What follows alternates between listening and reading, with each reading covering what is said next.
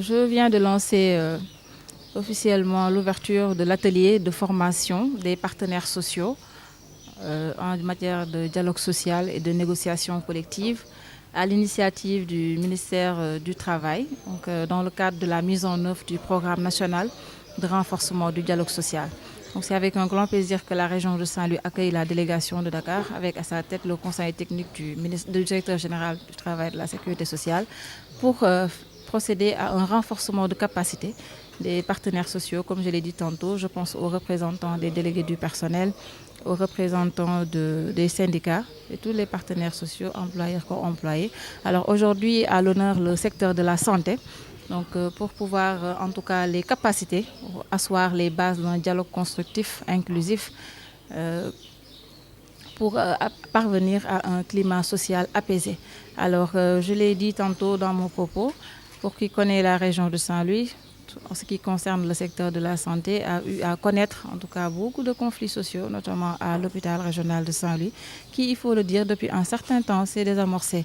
Alors c'est tout l'intérêt de la tenue d'une telle activité pour permettre aux différents acteurs qui s'ajoutent au niveau de ces structures de santé-là d'avoir un dialogue, comme je l'ai dit, transparent, sincère, ouvert et permanent pour parvenir à un climat apaisé qui va profiter à l'ensemble des acteurs qui sont au niveau de l'hôpital, mais surtout à toutes les populations pour l'accès à des soins. L'objectif principal, je le rappelle, du programme, c'est d'asseoir les conditions optimales de ce dialogue-là, tant usité, pour pouvoir parvenir à cette paix sociale. Alors, l'autre aspect, je l'ai dit également, c'est qu'on parle tout le temps de dialogue, de négociation collective, mais nous n'en maîtrisons pas les rouages.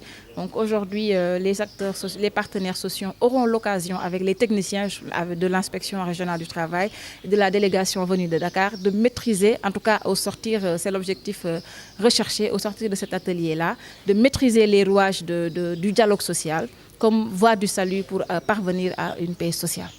Nous sommes là pour 2 jours pendant lesquels on ne parlera que de dialogue social et de négociation collective. Pour la bonne et simple raison que ces 2 jours, ou bien cet atelier, s'inscrit parfaitement dans le cadre du plan de renforcement du dialogue national du dialogue social, un plan qui a été élaboré depuis le plus haut niveau et dont la mise en œuvre nécessitera nécessairement la contribution et la participation, l'implication effective de l'ensemble des parties prenantes, du sommet jusqu'à la base. Alors, pourquoi? Parce que tout simplement, depuis un certain temps, nous faisons figure d'école en termes de dialogue social et de négociation collective, dans la mesure où nombre de pays de la sous-région viennent s'abreuver, se mettre à la source du Sénégal et cherchent à expérimenter immédiatement après ce qu'ils ont appris du Sénégal. Mais cela n'est pas une raison de chercher à se mirer ou bien de se dire que moi je suis le premier, je suis en première position. Non.